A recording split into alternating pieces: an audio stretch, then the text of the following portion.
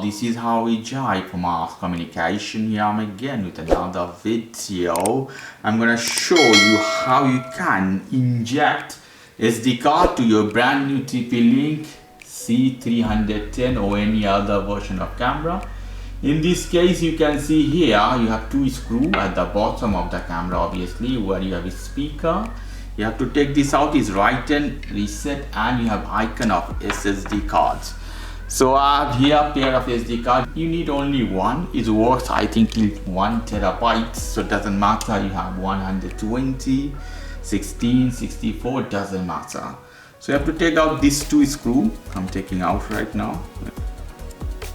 I lose them. I think it's fine here. Put my nail here, and it's coming out fine. You see, guys, so this is two screw, may not come out totally.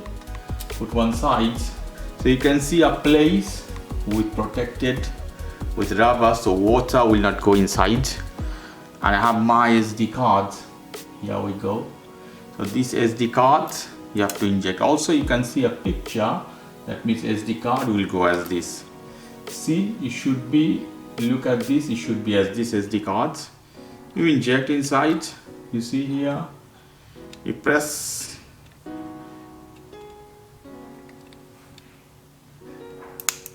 shouldn't be outside. And if you want to take out, you have to do the same. We can take this off for a few moments if it's bothering you, and press again and it's come out.